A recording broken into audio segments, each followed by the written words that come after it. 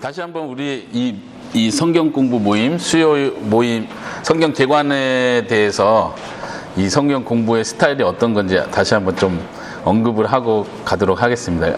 사실 오늘까지는 좀 서론이라고 생각하시고 이제 다음 주부터는 좀 본격적으로 성경 전체에 대한 이야기를 들어갈 거예요. 그래서 오늘까지는 좀 재미없다 이 정도 느낄 거라 생각하시고 다음 주부터 기대해보자 이렇게 하시고 끝날 때까지 끝까지 참석하는 게 중요하다는 거. 그리고 이제 여러분들도 저하고 뭐 잘 알고 가까운 사이가 아니고 또 저도 여러분들 잘 아는 게 아니기 때문에 좀 서먹서먹 하잖아요. 그냥 제가 일방적으로 계속 강의하면 그냥 말씀하세요, 듣겠습니다, 쓰겠습니다 이렇게 할 텐데 제가 진행하는 방식은 그런 방식이 아니고 가능한 대로 여러분들의 피드백을 받는 거거든요.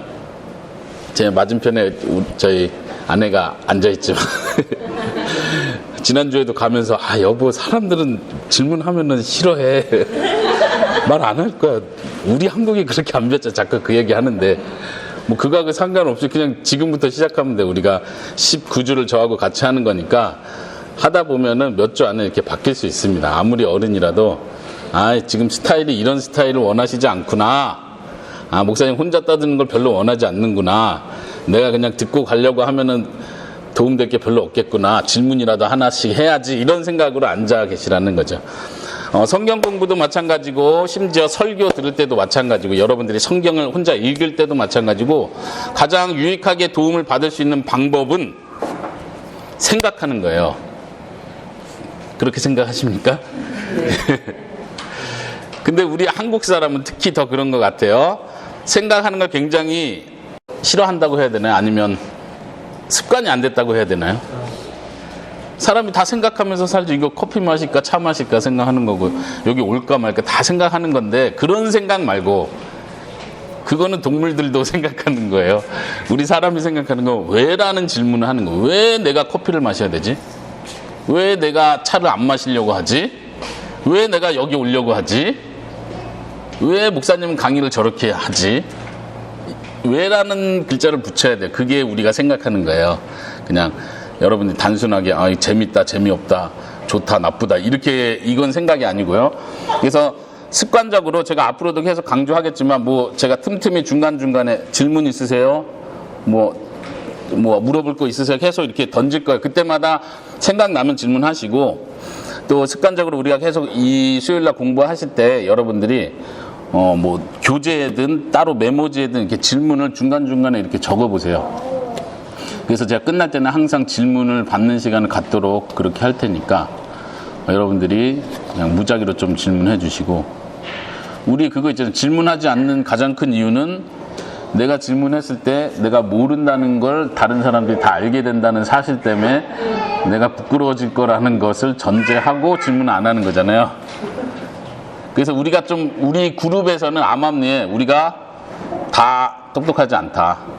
그냥 우리가 서로 배워가는 과정이다. 서로 모른다. 뭐라 그러죠? 쫑크 주지 않는다 이렇게 표현하는데 딴 사람 모른다고 해가지고 이렇게 비아냥거리지 않기. 뭐 이 정도는 우리가 좀 서로 합의하고 들어가면 좋겠어요. 그렇게 하시겠습니까? 네. 그리고 또 하나, 아기가 울어도 우리는 불편해하지 않는다. 이 정도의 합의. 그렇죠? 애기 막 크게 울어도 되고 막 애기 와가지고 엄마 해도 괜찮으니까 여러분들 그거 좀 애기 소리를 초월하는 힘을 길러보세요. 저 집에 딸이 3명이 있는데 제가 공부를 잘하는 이유 중에 하나는 어떤 상황 속에서도 집중을 할 수 있어요. 제 아내가 깜짝깜짝 놀라요. 어떻게 이 상황에서 공부를 하냐고. 이게 다 실력을 키워가는 거예요. 여러분들이 어떤 상황 속에서도 설교에 집중하고 아이들이 막 난리가 났는데도 내 마음은 항상 성경에 가 있고 막 이런 훈련이 또 특히 주부들은 그런 훈련이 더 필요하죠. 집안일 하다가 애들 돌보다 보면 그냥 하루가 훅 지나가잖아요. 그래서 기도했어요, 성경 읽었어요 그러면 너무 바빠서. 근데 그게 한평생 그 핑계를 댈 거예요. 한평생 너무 바빠서 제가 이날까지 아무것도 못하고 왔습니다. 근데 그게 아니라 바쁜 거는 모든 사람이 동일한 거고 정신없는 건 모든 사람이 동일하니까 그 바쁜 중에 정신없는 중에 내가 집중할 수 있는 훈련을 계속 키워 가셔야 돼요. 특히 우리 나주혁신 장로교회에서는 그런 훈련을 할 수 있는 아주 좋은 훈련장이다. 네. 자, 첫 시간입니다. 지지난 시간, 첫 시간에 우리가 성경 공부의 중요성, 그리고 소 타이틀로 모든 성도는 신학자다. 어떻게 신학자로서 한 주 한 주를 잘 살고 계셨습니까? 학문을 게을리하는 학자로 사셨습니까? 네. 첫 시간에 했었던 것 중에 성경 공부를 우리가 왜 해야 되는지 3가지를 살펴봤습니다. 뭐 컨닝 할 필요 없고요. 한번 앞에 화면을 보면서 이 우상을 바르게 세상을 이렇게 단어 기억나세요? 우상을 멀리하기 위해서 우리가 성경 공부를 열심히 해야 된다. 그리고 바르게 사랑하기 위해서 누구를요? 하나님을. 우리가 성경에 대한 바른 지식이 없으면 하나님을 바르게 사랑할 수 없다는. 바르게 사랑하지 않는다는 건 사랑하긴 하는데 잘못된 사랑인데 이게 아니라 지금 사랑하지 않는다는 뜻이죠. 바르게 사랑하지 않는 건 사랑하지 않는 거예요. 하나님을 향해서. 그리고 세상을 이기는 힘이 바로 성경을 알아가고 세상을 분별해가고 그 안에서 기쁨과 힘을 얻을 때 세상을 이긴다 그랬습니다. 두 번째는 성경을 어떻게 공부하느냐 이렇게 얘기했었는데 기억나십니까? 매일 읽어야죠. 매일 재밌게 읽고 서로 나누고 격려한다. 그리고 세 번째는 도구를 최대한 활용한다. 이렇게 도구에 대한 얘기, 뭐 애니메이션부터 책 얘기를 했는데 여러분들이 재밌게 읽을 수 있는 방법을 자꾸 개발을 하세요. 이거는 우리가 100명이 앉아있으면 100명이 다 공부 스타일이 다르고 성경을 흡수하는 방법이 다 다르다는 거 인정하셔야 돼요. 저와 아내가 이제 결혼해가지고 6개월 만에 필리핀으로 가가지고 거기서 3년 반을 살았었거든요. 거기서 대학교 공부를 하고 그러면서 우리 보통 필리핀 하면은 후진국이다 뭐 좋은 게 있겠냐 언어 연수하러 가지 뭐 이렇게 생각하는데 저희도 후진국에 가서 그 대학교 어린 아이들과 저희가 같이 공부를 했어요. 그러면서 많이 느꼈던 것 중에 하나가 뭐냐면은 이들이 굉장히 생각하는 방식이 굉장히 달라요. 저희는 한국에선 다 획일적으로 가르치고 획일적으로 가르치기 때문에 그냥 이거 해 그러면 다 해요. 근데 이 아이들은 물론 선생님부터가 다르죠. 선생님이 이거 하세요 딱 주는 게 아니라 주제를 하나 주고 제가 제일 인상적이었던 것 중에 하나가 심리학 시간이 있었어요. 저희가 처음에 심리학을 전공한다고 갔다가 너무 힘들어서 돌렸는데 심리학 첫 시간에 너무 기대를 했죠. 이제 서론을 쭉 얘기해 줄 텐데 이 시간이 중요하다. 근데 선생님 딱 와가지고 그룹으로 나누세요. 그룹을 자 심리학에 대해서 표현해 보세요. 어떻게 해요? 몇 페이지로요? 어디다가요? 아무것도 없고 그냥 심리학에 대해서 표현해 보세요. 그룹별로. 우리는 한국 사람 완전 난처한 거예요. 뭘 어떻게 하러 지시를 안 주니까. 근데 저도 되게 당황했는데 그룹별 발표를 이제 하는 거예요. 그 시간에. 근데 어떤 팀은 노래를 불러요. 노래 부르는 분위기인가? 어떤 팀은 연극을 해요. 뭐 하자는 거지? 어떤 팀은 와가지고 그림을 설명을 하고 있어요. 뭐지? 왜 이렇게 창의적이지? 이런 생각, 충격을 받은 거예요. 근데 한국 사람들은 뭐든지 이렇게 획일적으로 하다 보니까 새로운 창의적인 생각들을 못할 때가 굉장히 많다. 획일적으로 배울 때가 굉장히 많다. 지금 왜 그런 이야기를 하냐면 모든 사람이 생각하는 게 다 다르거든요. 그리고 심리학에서 배웠었던 것 중에 하나가 학습하는 방법이 다 사람마다 달라요. 우리는 학교 안에서 여러 명의 아이들을 한꺼번에 똑같은 방식으로 가르치는 거잖아요. 어쨌든 이것이 최고의 공부법이라 생각하는 걸 모든 아이들에게 가르치는 건데 필리핀 같은 경우는 그런 방식으로 하지 않고 학생들마다 공부하는 방법이 다르다는 걸 인정하는 거예요. 그래서 어떤 아이는 굉장히 늦게 터득하는 분야가 있다는 걸 인정하고 어떤 아이들은 이 부분에 굉장히 탁월하면 이 부분을 그냥 먼저 키워주는 거죠. 최대한 도구를 활용한다는 게 저는 그런 뜻이라고 생각하거든요. 사람마다 다 특성이 달라요. 저 같은 경우는 성경을 주석책을 보면서 막 진짜 공부하듯이 달라붙으면 막 이게 몇 시간이고 그냥 집중할 수 있어요. 근데 모든 사람이 그렇게 공부하는 건 아니거든요.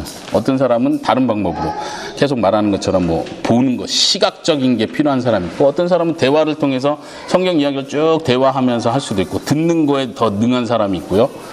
그런 자기 분야에 따라서 도구들을 최대한 활용할 수 있기를 바랍니다. 그 한번 좀 저랑 같이 매주 수요일 날 만날 때마다 이 시간에 하는 건 아니지만 여러분들이 한번 시도해 보시고 아, 나에겐 이게 맞는 것 같다. 목사님 이게 이런 방법을 해봤는데 괜찮은데 어떤가요? 제가 조언도 해드릴 수 있고 그 좀 조정해 볼 수도 있고요. 네. 한번 1번부터 같이 읽어볼까요? 우상을 바르게, 세상을 그 다음에 매일 서로 도구를 네, 이렇게 제가 앞으로 가능한 대로 이렇게 반복을 해서 이 중요성을 계속 인식하도록 하겠습니다. 지난 시간에 성경 39권을 한눈에 보도록 했는데요. 그 두 표 기억나십니까? 그냥 교재 안 보고 이것만 보도록 할게요. 모세 오경 몇 권이겠어요? 5권. 시가서 몇 권? 5권. 요 위에는 5권씩 하는 거죠. 시가서, 대선지서도 5권으로 나눴었고요. 그 다음에 역사서가 12권, 옆으로 소선지서가 12권 이렇게 나눴었죠. 신약은 어떻게 구분을 했었죠? 사복음서니까 4권이고 그리고 역사서 1권, 사도행전이겠죠. 바울 서신이 13권이었고 일반 서신이 8권, 그다음 예언서, 요한계시록을 말하죠. 1권. 아래는 1권, 4권, 13권, 8권. 예, 이렇게 분류가 된다는 것 좀 계속 인식을 하면 좋을 것 같아요. 그리고 구약 세대 순서, 뭐 시대 순서 이렇게 말할 수 있는데요. 창세기로부터 창세기, 출애굽기, 여기 뭐죠? 중간에 레위기, 민수기가 들어가야 되죠. 레위기는 이렇게 삽입된다고 이야기했었죠. 신명기도 삽입된다고 얘기했었고요. 중간에 레위기가 들어가고, 그다음에 여호수아, 사사기, 사사시대를 말하고. 이제 물론 이걸 오늘 좀 더 자세하게 이야기할 겁니다. 전체 흐름이 어떻게 가는지만. 사무엘상하, 열왕기상하 이렇게 나눴어요. 지금 역사서, 구약의 역사서 중심으로 시대 순서로 이렇게 배열한 거예요. 물론 여러분들 교재에 그 표가 있으니까 틈날 때 그 표를 보시면 돼요. 우리가 시험 공부를 하는 게 아니기 때문에 항상 공부할 때 이거를 외워야 된다, 내가 이거를 머릿속에 못 집어넣으면 소용없다 이렇게 생각하실 필요가 전혀 없습니다.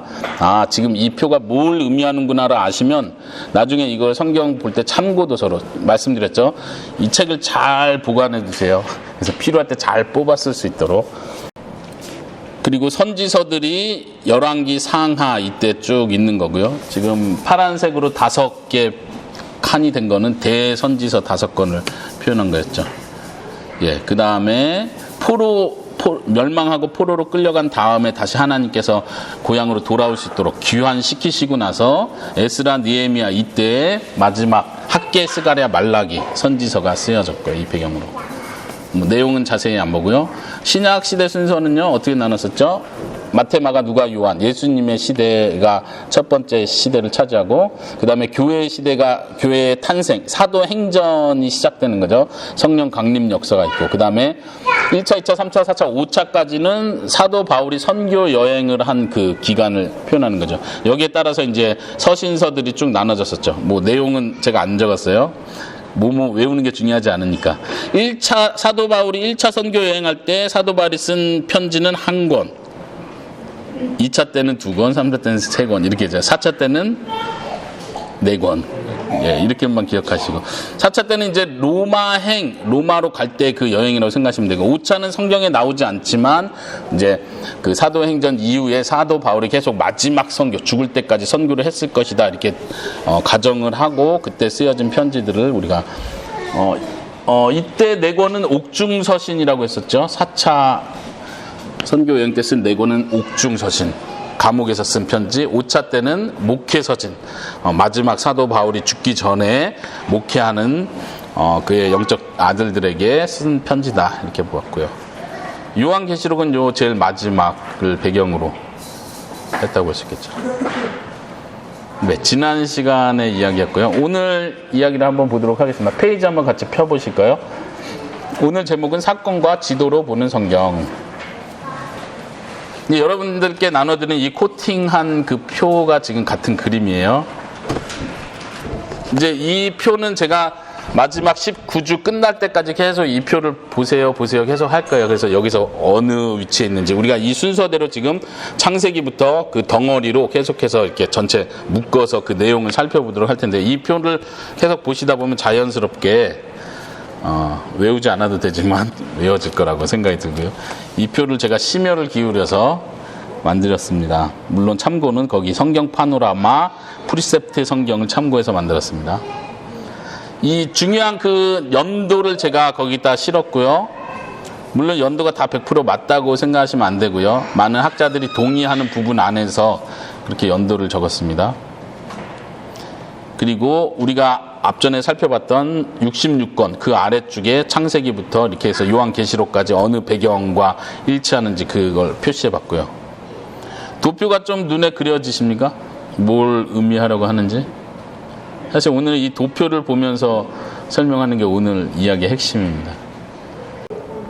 그리고 그 제일 위에 있는 아수르, 바벨론, 메세바다, 헬라, 로마 제국 이 부분도 이제 이스라엘 역사를 중심으로 쭉 설명을 한 거죠. 그리고 그 위에 이스라엘 시대의 그 당시 강대국이 어딘지를 보여주는 거죠. 아수르 제국이 바벨론에 의해서 멸망을 당한 거고 바벨론은 페르시아에 의해서 멸망당한 거. 이 순서대로 지금 어느 정도 큰 윤곽으로 잡아놓은 거예요.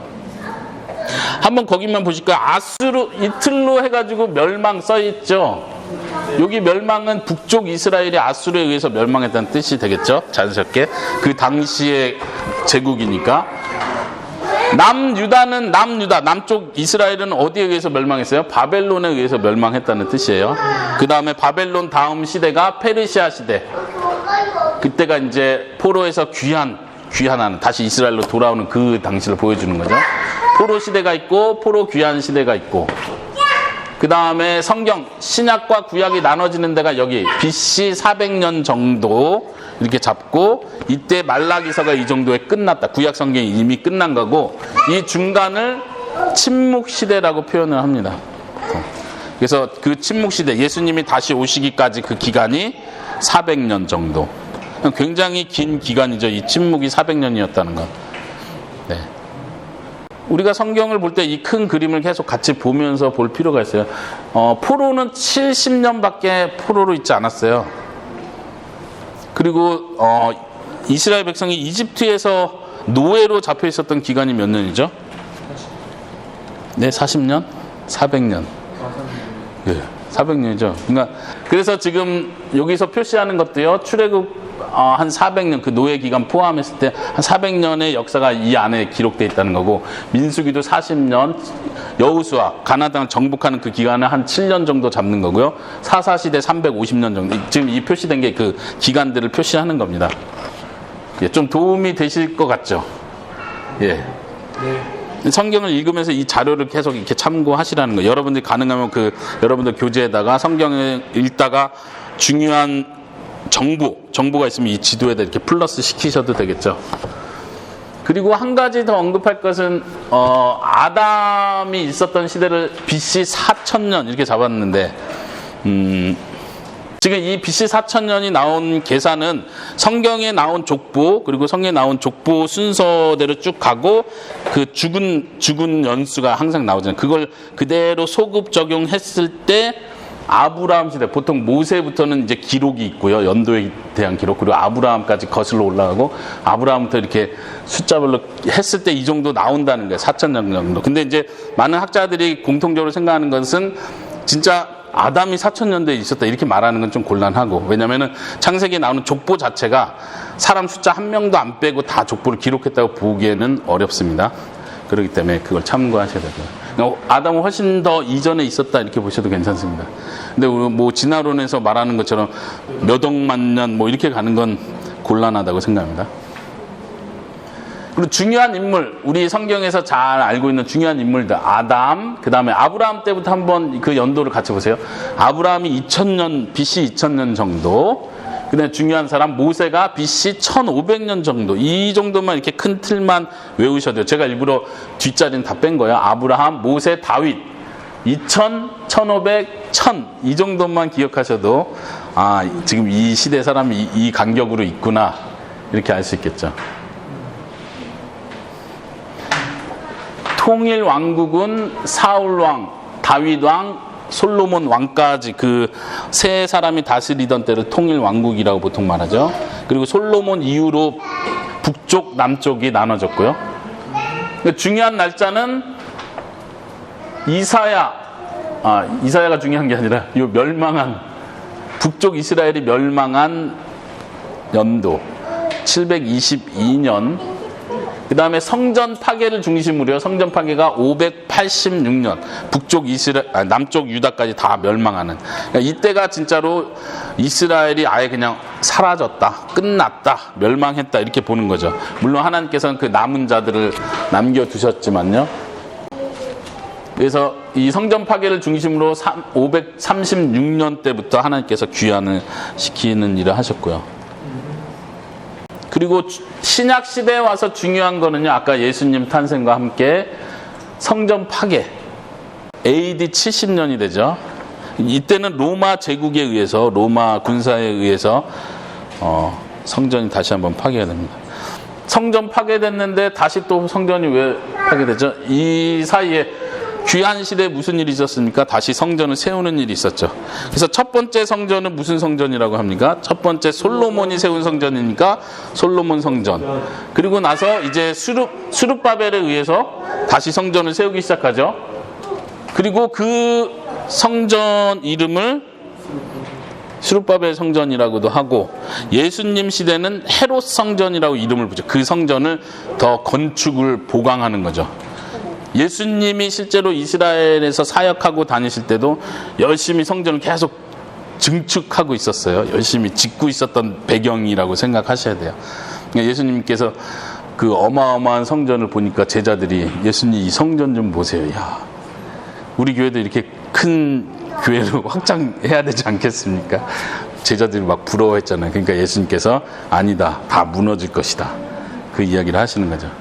굉장히 성전 모독, 신성 모독에 대한 발언으로 사람들은 이해했었던 거죠. 그리고 실제로 예수님이 승천하시고 나서 AD 70년에 로마 제국에서 말 그대로 돌 위에 돌 하나도 남기지 않고 다 무너지는 역사가 있었습니다. 굉장히 짧아 보이지만 지금 우리가 살고 있는 시대는 교회 시대가 되겠습니다. 네. 자, 그러면은 여러분들 가지고 계신 교재 그 다음 페이지 한번 넘겨보시고요. 그 다음 페이지에 나오는 그 그림도 제가 코팅해드린 그 뒷면에 보시면 칼라로 나왔어요. 왜냐면 이거는 좀 칼라가 들어가는 게 되게 필요한 부분이에요. 그쵸? 이제 지금부터는 제가 이 지도를 설명해 드리도록 하겠습니다. 지도가 여러분에게 좀 도움이 되기를 바라는 마음으로, 위의 지도는 구약 그 사건, 스토리 중심으로 지도, 그 화살표가 어떻게 진행되는지만 여러분들 좀 이해하시면 될 것 같아요. 이거는 최종 종합적인 지도고요. 제가 그 지도를 하나하나 앞에 화면을 통해서 보여드리도록 하겠습니다. 보십시오. 갈대아 우르에서부터 시작해서, 에덴은 여기다 표시해놨는데 꼭 여기라고 보기 힘들고요. 갈대아 우르로부터 해서 아브라함은 하란을 거쳐서 가나안 땅, 하나님께서 약속하신 가나안 땅에 들어간 거죠. 그리고 아브라함이 가나안 땅에 기근이 있을 때 이집트로, 애굽으로 내려갔었습니다. 그래서 그 첫 번째 그림은 창세기 지도를 설명해 주는 거예요. 아브라함의 이동 경로를 중심으로 에덴 동산이 있었고, 바벨탑 사건이 있었고, 아브라함을 부르는 사건이 있었고, 지금 이 사자는 지금 그 사건들을 표현하기 위해서 사라고 표시를 한 거예요. 첫 번째는 창조, 그 다음에 바벨, 갈대아 우르에서 아브라함을 부르는 사건, 그리고 노아의 홍수까지 해서 4개의 사건이 있었다, 이런 표시고요. 자, 그 다음 두 번째 그림을 보시면요, 이제 이스라엘 백성들이 벌써, 물론 압축해서 지금 얘기를 하는 거죠. 아브라함의 아들을 통해서 이집트로 내려가죠. 요셉을 통해서 이집트로 내려가서 아까 말씀드린 대로 이집트에서 400년의 기간을 보내는 거죠. 그리고 400년 기간 때 마지막 때가 돼서, 물론 400년 동안 계속 노예 생활을 했다 이렇게 생각하시면 안 되고요. 뭐 한 100년, 200년은 그냥 그 나라하고 이렇게 어울려서 살고 뭐 서로 싸우기도 하고 그랬겠지만, 이제 그 후대로 가면서 노예로 아예 잡히는 거죠. 그리고 나서 출애굽을 하는 장면이 이 도표, 그 다음 이어지는, 지금 여러분들 종합적인 그림으로 보시면 노란색 도표가 되는 거죠. 시내산으로 갑니다. 이동을 하는 장면. 그 다음에 시내산에서 여기 화면에서 보시는 것은 하나님께서 성막을 세우라고 하셨고 십계명에 대한 명령을 주신 거고요. 그리고 지금 에돔 지역에 있는 이 점을 중심으로 시내산에서 이동을 하죠. 이것은, 이 점은 어디 지역이겠습니까? 혹시 아시는 분? 네, 하나님께서 시내산에서 언약을 맺고 내가 약속의 땅 가나안 땅으로 들어가라고 했으니까 너네 이제는 약속 맺고 내 백성이 되고 순종 잘하면 된다. 이제 가나안 땅에 들어가라. 들어가서 살아라. 살 때 내 명령 잘 지키면 돼 하고 바로 들어가려고 하는 상황이었던 거죠. 그런데 어떻게 됐어요? 이 지역에서 가데스 바네아 지역에서 정탐꾼을 보내죠. 모세가 정탐꾼을 보내서 이제 제대로 정탐해서 바로 들어가서 정복하면 되니까. 근데 거기서 어떤 일이 있었습니까? 네, 불평하는 일을 통해서 가나안 땅에 들어가기 전에 하나님께서 정탐꾼을 보내라 해서 정탐을 했는데 여기서 그대로 정탐해서 들어갔으면 되는데 사람들의 불평을 했고 그래서 하나님께서 벌을 내리신 거죠. 너희가 나를 믿지 못했다. 그래서 지금 이 그림은 뭐 꼭 정확한 경로를 말하는 건 아니고 몇 년? 40년 가까이 광야에서 방황했다 이거를 보여주는 거죠. 그리고 마지막 이제 약속의 땅을 건너가기 전 요단강이죠. 여기가 요단강을 건너가기 전 요단강은 누구와 건넙니까? 여호수아와 건너죠. 그러니까 이제 창세기, 출애굽기, 레위기, 민수기 역사로 따지면 그 다음에 여호수아로 넘어가는 겁니다. 그때까지 도표가 이렇게 되죠. 여러분들 가지고 계신 종합 그림에는 초록색이 그 표시가 되겠죠. 그 다음에 여호수아서의 그림은 이렇게 지도로 간단하게 표시를 한 거예요. 여리고성이 있네요. 요단강을 건너고 여리고성을 무너뜨리고 여리고성 누가 무너뜨렸죠? 예. 네. 제 아들이 안 그랬어요. 그 다음에 아이성에 대한 이야기가 또 자세히 나오죠. 아이성에서는 도리어 이스라엘 백성들이 교만해서 실수하는 장면. 지금 스토리를 얘기하는 게 아니라 그 지도가 지금 어느 지역을 배경으로 하는지만 확인하시면 되는 거니까요. 이렇게 아래 위로 표시된 거는 여호수아의 정복 그 과정을 보면 중간 지역을 먼저 정복 작업을 계속합니다. 이 여리고서 있는 중심으로. 그 다음에 남부를 점령하고 그 다음에 북부로 올라가서 북부를 점령하고 그 다음에 여기서부터 다시 땅을 분배한다. 이런 표시가 되어 있는 겁니다. 여러분들 그림으로 보시면 하늘색 그림이 되겠네요. 하늘색. 자, 중간, 아래, 남부, 북부 정복, 그 다음에 분배하는 장면.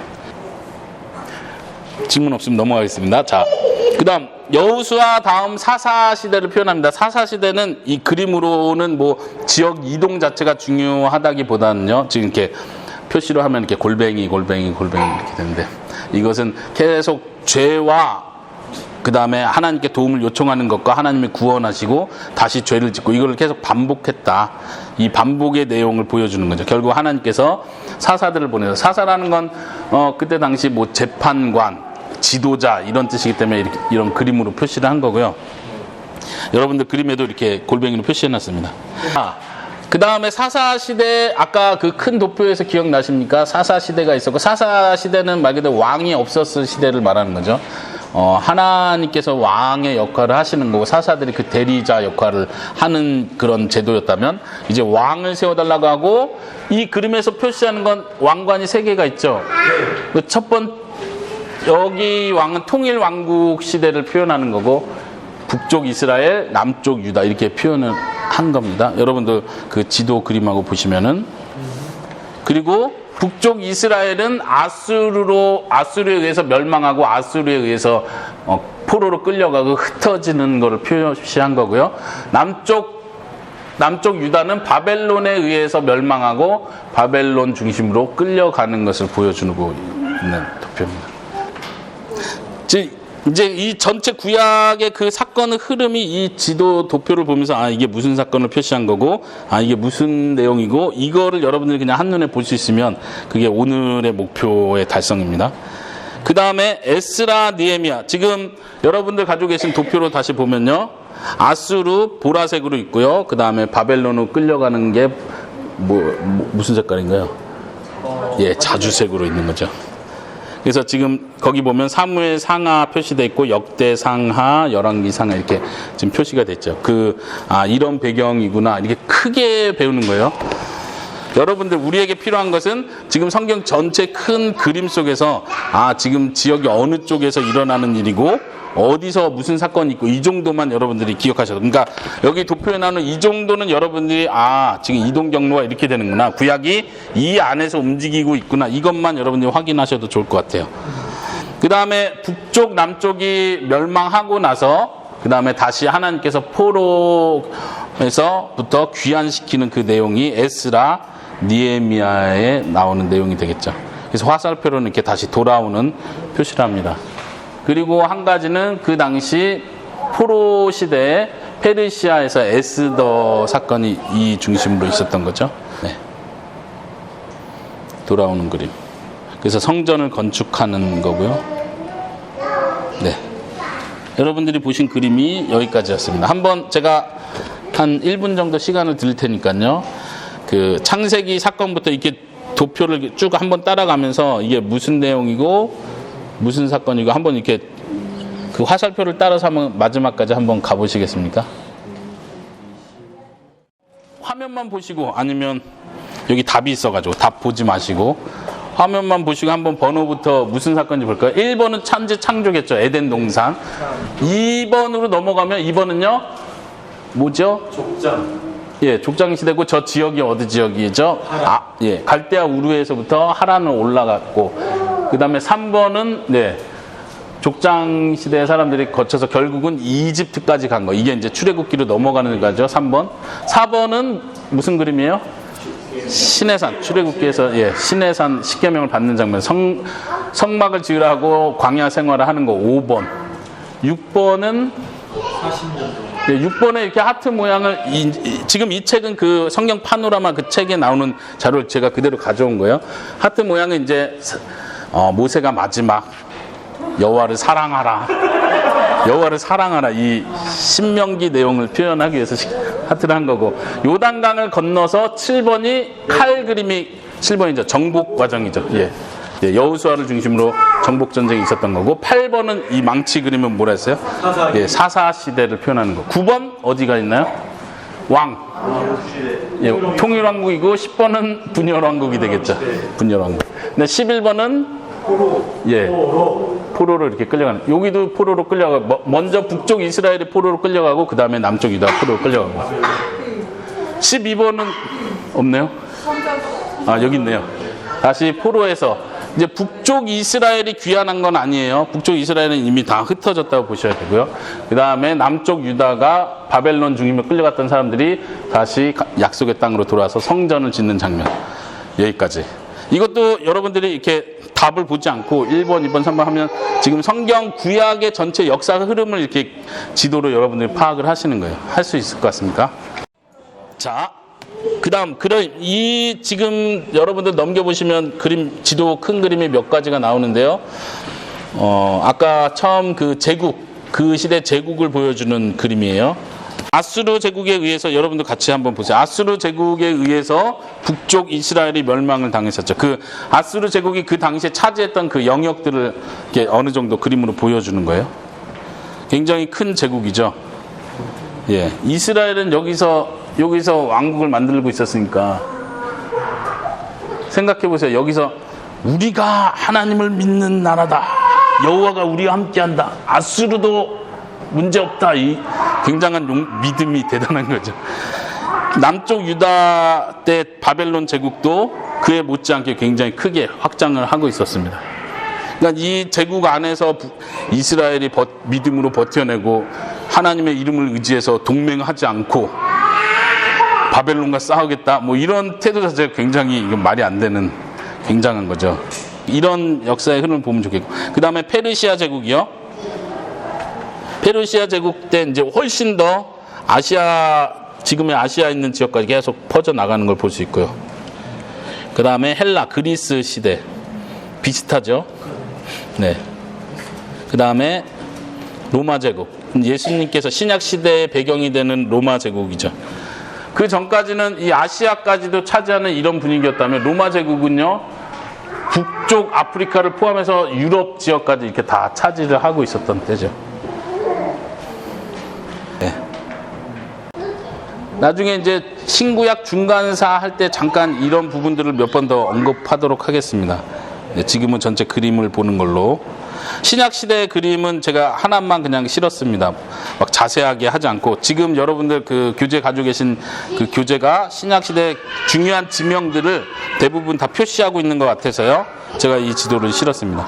그러니까 신약 시대에는 특별히 예수님이 활동하던 지역, 지금 그 지도를 참고하시고요. 실제로 우리가 나중에 마태복음에 들어가면 여러분 한번 페이지 찾아보시겠어요? 54페이지. 54페이지 지도도 좀 도움이 되실 것 같아요. 예수님께서 실제로 어느 지역에서 어떤 일을 하셨다. 이 정도만 이렇게 좀 좋은 지도 하나만 딱 가지고 있어도요. 그래서 성경 보실 때 여러분들이 이제 이 지도에다 계속 표시를 하는 거죠. 아, 이 지역에서 또 추가적으로 이런 일들이 있었다. 정보를 더 추가하면 좋을 것 같아요. 요즘은 뭐 인터넷에 지도가 워낙 많아가지고요. 저도 설교 준비하고 할 때 구글에서 많이 검색을 하는데 지도가 좋은 게 너무 많아요. 그래서 여러분들이 여러분들 컴퓨터나 뭐 핸드폰이나 좋은 지도 한두 개를 이렇게 딱 그냥 저장하고 가지고 있는 거. 그래서 이제 그런 좋은 지도 중에 하나를 여러분들께 참고 부록으로 실어놓은 거니까요. 참고하시기 바랍니다. 뭐 지도 자체에서 더 막 깊이 자세히 들어가진 않을 거예요. 네. 지리 쪽에 관심 있거나 하신 분들은 더 연구를 하시면 좋고요.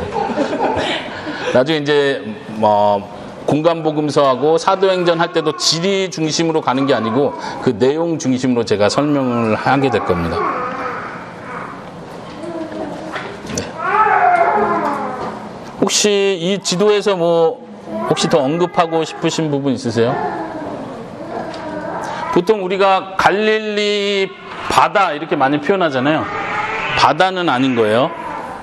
여기도 사해 바다라고 표현하는데 바다는 아닌 거예요. 그냥 호수죠. 아주 큰 호수라고.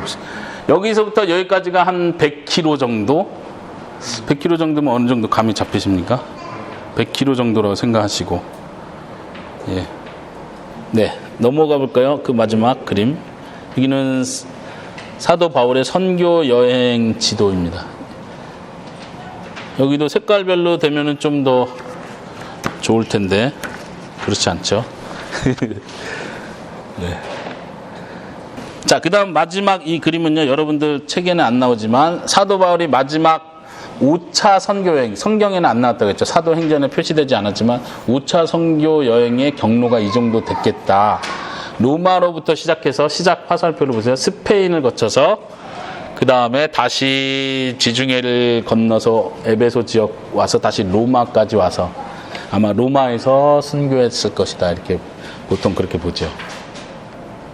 이 지도에서 중요한 거는 지금 이 파란색 그림 자체가 로마 제국의 그 점령지잖아요. 그러니까 사도 바울이 거의 다 돌았다. 열심히 선교에 힘썼다. 이걸 보여주는 겁니다. 저기 보이는 스페인 지역이 중요한데요. 로마서에 보면 사도 바울이 계속 서바나로 가고 싶어 했다. 서바나로 가려고 한다. 후원해줘라. 돈 좀 보태줘라. 해주라. 펀드레이징 하는데 그 서바나 지역이 스페인, 오늘날의 스페인 지역을 말하는 거예요. 왜 스페인 지역을 그렇게 가고 싶어 했을까요? 예. 왜냐면은 예수님께서 명령하신 성령이 너에게 임하시면 권능을 받고 예루살렘과 온 유대와 사마리아와 땅끝까지 이게 땅끝이잖아요. 진짜 땅끝이에요. 그 당시에는 저기가 땅끝이라고 믿었어요. 사도 바울은 예수님의 그 명령을 성취한 거예요. 그러니까 사도 바울이 분명히 목표했던 거는 그냥 건강한 교회를 세우는 게 목표가 아니라 오늘날은 우리가 건강한 교회를 목표로 하잖아요. 사도 바울은 건강한 교회가 목표가 아니라 온 땅에 복음을 전파하는 게 목표예요. 그래서 계속 복음을 전하고 이동을 하는 거죠. 이동을 하는 거예요. 그래서 사도 바울이 계속 하고 싶었던 건 예수님 말씀하신 마지막 땅끝까지 복음을 전하는 일을 저희가 사명을 이제 때가 다 됐다. 이제 나의 달려갈 길을 다 마쳤다. 지금 이 얘기가 그 얘기예요. 다 마친 거예요. 지금 사도 바울은 예수님 명령한 걸 다 끝낸 거예요. 끝난 거예요, 사실은. 우리가 남은 뒤처리를 하는 거예요, 이제 우리가. 이제 남은 사람들 세워가지고 모아서 건강하게 양육해줘야죠. 예수님 오실 때까지 타락하지 않도록. 예. 자, 오늘은 여기까지입니다. 오늘은 지도와 사건 중심으로 쭉 전체를 본 거고요. 다음 시간부터 성경 내용을 한 번에 쭉 훑는 식으로 가도록 하겠습니다. 한번 다음 시간 거 한번 제목을 보시겠어요? 다음 시간에는 성경의 큰 그림 66권 전체에 대한 주요 핵심 메시지를 다음 주에는 한번 전체 우리가 여기서 가장 중요한 핵심으로, 물론 예수님을 중심으로 가는 이야기겠죠. 그래서 전체 우리가 살펴본 대로 성경 우리가 전체 흐름을 본다 할 때는 역사 중심, 사건 중심, 그 역사서들 중심으로 그 쭉 흘러가는 거예요. 말하자면 선지서들이나 서신서들은 그 역사 안에 중요한 내용으로 들어가는 거죠. 포함되는 거죠. 그래서 성경의 큰 그림을 볼 때 그 배경으로 한번 전체를 보고 그 다음에 5주차부터는 창세기부터 시작해서 권별로 묶어서 들어가도록 하겠습니다. 네네. 오늘 지도와 사건은 그냥 배경으로 여러분들 시작하기 전에 워밍업으로 이 정도는 알고 시작하면 도움이 된다, 이런 차원에서 설명해 드렸습니다. 질문 있습니다. 네. 이게 그런 질문을 받은 적이 있는데, 네. 왜 이스라엘 역사를 왜 배워야 되냐? 이렇게 그냥 질문하는 많은 사람들이 질문들이 있어요. 오늘 뭐 이스라엘 역사인데, 네. 이스라엘 역사서를 왜 해야 되냐? 이런 질문을 본 적이 있는데, 목사님 어떻게 답변하셨어요? 성경에 이스라엘 역사 너무 많이 나오니까 그렇지 않을까요? 제가 원했던 답이 아닙니다. 자, 우리 같이 한번 생각해 보죠. 왜 우리가 이스라엘 역사를 계속 그렇게 배워야 됩니까? 예, 여러분들은 어떻게 생각하세요? 왜 우리가 이렇게 이스라엘 역사를 계속 배워야 되나? 아까 처음에 하셨던 질문과 좀 비슷한 것 같아요. 그렇죠? 하나님께서는 그냥 하나님 자신을 계시하시면 좋은데 왜 이스라엘 역사가 멸망하고 망하고 흩어지고 포로로 잡혀가고 다시 귀환하면 이런 여러 사건들, 여러 나라 다 흩어지고 막 여러 사건들을 통해서 결국은 그 다음에 예수님이 오시고 왜 이렇게 오래 걸리시지? 이런 질문은 어쩌면 우리 성경 개관 전체를 하면서도 똑같이 질문이 될 수 있는 거예요. 뭐냐면 다음 시간에 더 자세히 얘기하겠지만 처음 창세기에서 아담과 하와가 에덴 동산에 있었고 여기서부터 죄를 지은 거죠. 이게 이제 문제인 거죠. 그냥 죄를 안 지었으면 에덴 동산을 중심으로 하나님의 나라가, 하나님의 아름다운 동산이 계속 확장되어 나갔을 텐데 죄를 지어버리니까 여기서부터 문제가 생겨서 쫓겨난 거죠. 그러면 이제 우리 질문 여기서부터 시작되는 거예요. 하나님이 진짜 사랑이 많고 진짜 우리를 사랑하고 구원할 것 같으면 아담과 하가 쫓겨나고 나서 아이고 가인 때부터 예수님을 딱 보내줘서 훅 집어넣으면 그 다음은 다 여기서 태어나는 거잖아요. 간단하죠? 근데 목사님 그런 질문 좀 비슷한 거예요. 결국은 2000년, 4000년까지 와버렸잖아요. 벌써. 그러니까 우리가 하나님의 뜻을 이해하기 위해서 벌써 저기까지 쳐다봐야 되는 거죠. 4000년 전 이야기까지. 너무 힘들잖아요. 저 같은 사람 더 힘든 거예요. 사실. 역사를 싫어하니까. 여러분들은 어떻게 생각하세요? 우리가 너무 멀리 온 거죠. 여기서부터. 집을 떠나 너무 멀리 와서 돌아갈 길이 너무 먼 거죠. 계속 기다리시는 거 아닐까요? 기다리신다. 예. 너네들 이제 나를 이만큼 보여줬으니까 예. 빨리 와라 한 게 지금까지. 그쵸. 예. 그러니까. 그러니까. 나는 내가 뭐가 나올 테니까 빨리 와라라고 하는 거지. 그쵸. 맞습니다. 예. 우리가 좀 빨리 갔으면 되는데, 그쵸? 가인 때쯤에 노아 홍수 전에 좀 빨리 말씀 듣고 순종하고 예, 하나님 의지하고 돌아갔으면 좋은데 그게 안 된 거죠. 예. 또 다른 분은 어떻게 생각하세요? 좀 더 귀하게 생각할 수 있을 것 같아요. 뭐를요? 예. 우리가 먼 그 기간 동안에 만약에 가인 때 바로 이렇게 다시 회복됐다 그러면 예. 그 값어치보다는 예. 이 세월의 값어치가 더 무게감, 그 예수 그리스도의 보여주니까 더 우리에게는 더 무게감이 오고 중요하고 값진 것이라는 것이 더 우리에게 느껴지는 가인에게 한번 내가 다음 때는 했으면 예, 맞아요. 그쵸. 예. 중요한 표현인 것 같아요. 맞습니다. 중요한 표현. 실제로 우리가 그걸 경험한, 우리가 이제 성경 전체 66권을 보면서 때로는 너무 많은 얘기가 있다. 너무 족보부터 시작해서 정말 필요 없어도 될 것 같은 내용이 너무 많다. 예수님을 구원하신다. 이거 알기 위해서 이 많은 걸 다 배워야 되냐. 구약 차라리 좀 제끼고 뭐 이런 마음이 들지만 우리가 생활에서 느끼는 건 뭐냐면 우리 사람은 시간을 필요로 해요. 뭔가를 제대로 느끼기 위해서. 그러니까 진짜 소중하다는 걸 느끼기 위해서. 남편이 소중하다는 건 언제 느끼죠? 거의 못 느낀다고.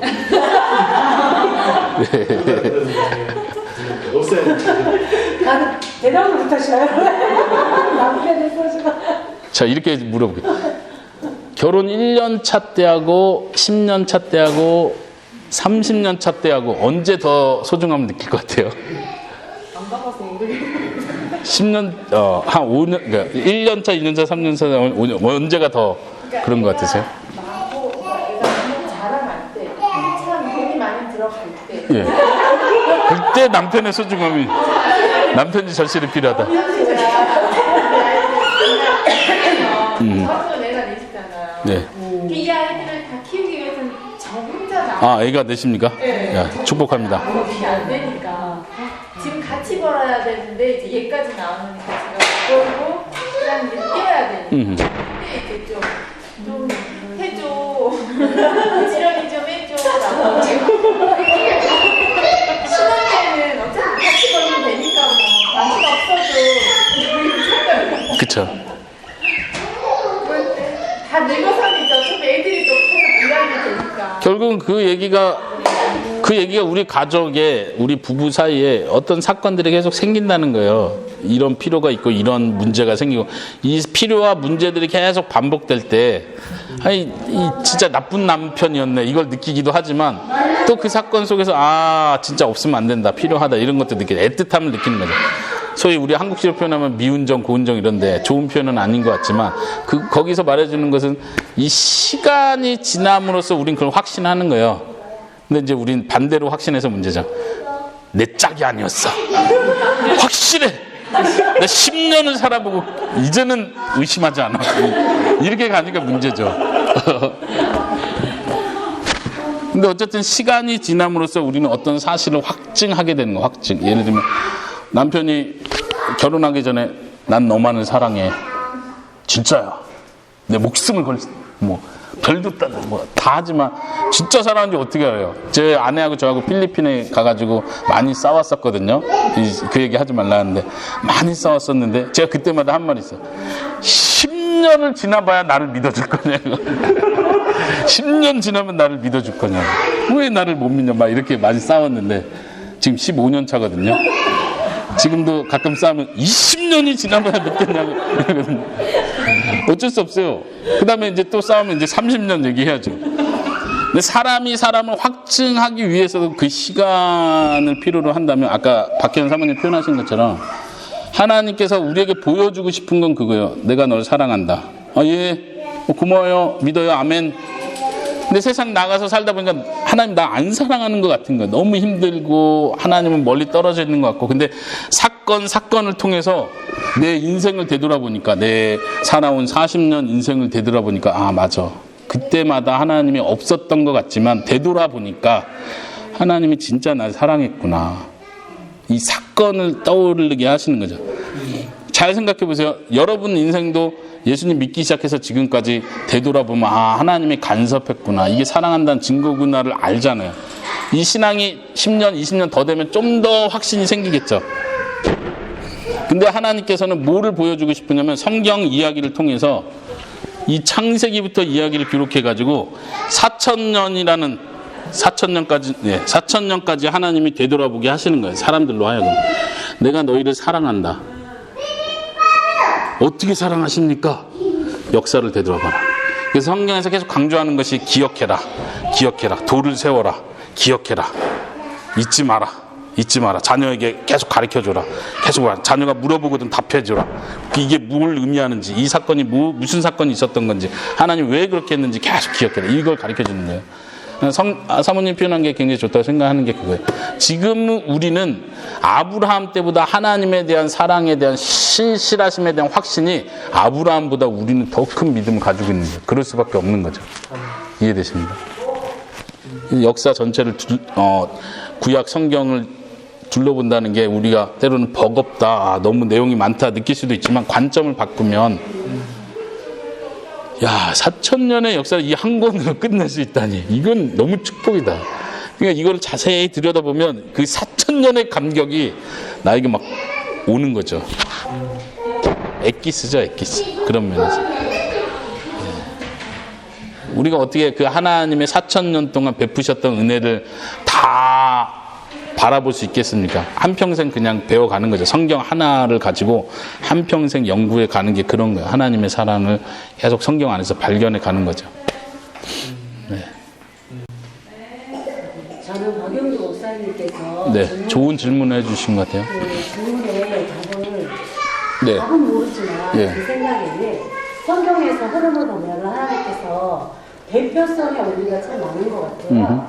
그래서 아담과 하와가 대표의 원리로 인해서 아담이 대표성을 지고 죄를 지음으로 말미암아 온 인류가 죄를 지었던 것처럼 하나님께서 한 사람 아브라함을 선택하신 걸로 인해서 그 한 민족을 이루고 이스라엘 민족을 이루면서 그 민족 속에서 나타나는 하나님의 사랑과 또 그 역사 속에서 하나님을 배반하고 또 돌아왔다가 올라갔다 내려갔다 올라갔다 하는 그 인생의 과정들이 우리 인생이다. 그 역사를 통해서 바라보면서 우리 죄인의 인생을 하나님이 보여주시고자 그 예표처럼 그래서 우리가 성경을 구약을 봤을 때에 이스라엘 백성은 나쁜 놈이네 그게 아니라 내가 나쁜 사람이구나 이거 적용할 수 있는 그러면서 하나님이 어마어마하게 크시다는 것을 역사 속에서 왜 이스라엘 역사해야 되니까 했을 때 하나님께서 택하신 거는 하나님의 주권이시니까 아브라함을 택할 수도 있었고 또 다른 사람을 택할 수도 있었는데 하나님께서 특별히 아브라함을 택한 이유가 그 이스라엘 민족을 택함으로 인해서 우리에게 보여주시는 것이 있다는 거죠. 그래서 왜 이스라엘만 사랑하십니까? 그게 아니라 이스라엘을 통해서 하나님께서 잡족들 그를 사랑하시는 것을 보여주시잖아요. 우리가 잡족이 있어가지고 예, 잡족이죠. 참 이스라엘 코리안족 들어오는 건데 그래서 하나님의 사랑을 그 안에서 보여주기 위해서 하나님이 하시지 않았나라는 생각을 했습니다. 네. 첫 번째는 아까 말씀하신 그 첫 번째는 이스라엘의 역사 자체가 한 사람, 즉 나의 인생을 되돌아볼 수 있게 해준다. 이런 반투된다고 할 수 있겠죠. 또 하나는 많은 민족들 중에 아브라함을 선택해서 아브라함을 통해서 많은 민족이 복을 받는다. 아브라함을 통해서 뭐 비슷한 질문일 수도 있는데 이런 생각도 해볼 수 있죠. 왜 해필 아브라함이었고 왜 해필 이스라엘이었냐? 왜 대한민국은 안 되냐? 뭐 이렇게 고조선 왜 택하지 않으셨냐? 그렇죠. 이제 선택의 문제인데 신학적으로 이제 선택의 문제를 다루는 건데 우리는 하나님이 선택할 때 우리는 결정권이 전혀 없는 거죠. 일단 시간적으로도 우리는 따라갈 수 없지만 하나님이 선택할 때는 하나님의 임의로 선택한다는 거 우리가 빨리 받아들여야 돼요. 예를 들면 왜 나는 이런 집에서 태어났습니까? 왜 나는 이런 환경에서 이런 시대에 태어났습니까? 우리 아내가 말하는 말이 내가 조선시대에 태어났으면 왕족이라고. 필요 없어요.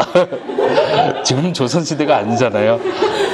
하나님의 때가 아니에요. 하나님이 지금 나를 부르시고 지금 이 시대 이 상황 속에 넣으시는 건 하나님이 선택한 거죠. 그거에 대해서 우리가 좋다 나쁘다 따질 수 있는 위치가 아니라는 걸 빨리 받아들이셔야 돼요. 이스라엘을 택하는 거에 대해서도 아브라함을 택한 거에 대해서도 그렇게 우리는 빨리 받아들여야 돼요. 이삭과 누구죠? 이삭과 이스마엘 중에 이삭을 하나님을 선택하신 거고 야곱과 에서 중에 야곱을 선택하신 거예요. 왜 그러지? 이거를 따지고 들려고 하는 게 아니라 이건 하나님의 선택권이구나. 하나님의 권한이구나. 이걸 빨리 받아들이는 게 굉장히 중요하다는 거죠. 그리고 그 안에서 하나님이 모든 사람에게 은혜를 베푸는 걸 빨리 보는 거죠. 나는 이런 안 좋은 환경에 태어난 것 같지만 이 환경 속에서 하나님은 더 큰 은혜를 주고 계시다는 걸 빨리 받아들이는 거. 아멘.